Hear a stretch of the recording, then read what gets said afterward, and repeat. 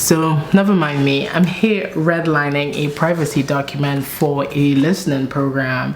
And look, I know data privacy isn't sexy, but ignoring it, that's how you end up in the front page of a lawsuit. Let's talk about it. Hi, my name is Kalifa Oliver, and I am an executive advisor, experience coach, and the author of I Think I Love My Job. So, too many companies treat employee listening data like a free-for-all, but you have to think of things like GDPR globally and in Europe, and you have to think of the CCPA, like California laws, and new AI laws that are still being created and tested, and they're making it clear employee data needs to be protected. There is no ifs, ands, buts, or maybes. And as the laws start to evolve and the rules start to change, you have to pay attention. If you get involved in doing employee listening, employee voice work, here's the truth. You need to understand privacy laws and ethics. You have to. As you start adding things like AI tools and NLP tools, natural language processing that is, into your systems, into your architecture and design, you have to consider what that means in terms of privacy. One of the biggest things I see all the time is this conflation and confusion of, is this an anonymous survey or confidential survey? I have even seen big consulting companies make that mistake. But when you think about something like GDPR, I want to tell you how flagrant a mistake that can be. When you, for example, decide to deploy a survey, let's say in the EU, and you have mislabeled a survey as anonymous when it's actually confidential, confidential meaning that data can be tied back to HRS data, you get fined not for that one mistake. Every email, every reminder, every person that you send that to without an incorrect information, that's an individual fine. So that can come up to the millions. So these are reasons why you have to be careful about privacy, not to mention the loss of trust that can happen with data breaches and the misuse of data. Now, a report from Deloitte found that 72% of employees are concerned about how their employer handles their personal data. And when trust is broken, engagement drops by 40%. And here's the thing about engagement and trust. It takes a while to build it up. And when you get there and you have it, it doesn't take much to break it. And once it's broken, the difficulty to build it back up, even to half of what it was before, takes a much longer time.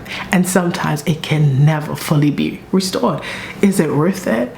No, you take time and you put privacy into your design and you get people comfortable with privacy. If you are in employee listening, employee voice analytics type work, employee experience analytics type work, here are some of your best friends: legal, risk and compliance, and comms, because together they can help you really craft and frame what your policy should be and look like, to not just protect the interests of the company, but of course to protect the interests of the employees who you are asking to share their information with you. So what do you need to do?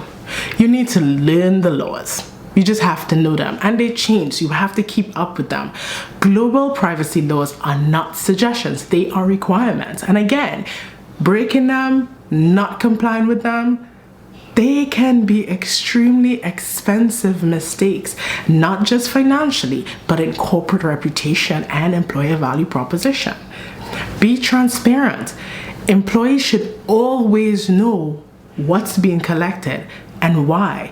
In addition, who would have access to their data, right? And they should always be given the option to opt out of surveys if they want to.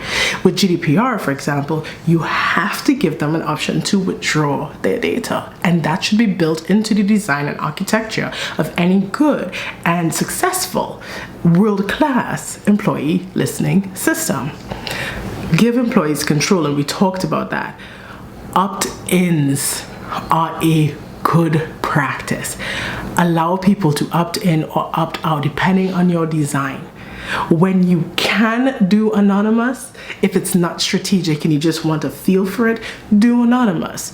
If you must do confidential, which is better for strategy and decision making, you explain what that means. You want to make sure there is always some form of information that allows people to actively make some sort of informed consent.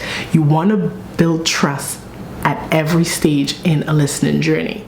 These things are essential. So ignoring privacy laws won't make them go away. I know, they don't. And if employees don't trust you with their data, listen, they won't trust you with anything else either. And that is the truth. If you find this to be helpful and you want to stick around and talk more about data privacy and employee experience and people analytics and all these things just about making, the way we work much better and efficient, stick around. Don't forget to like, share with a friend or two, and follow.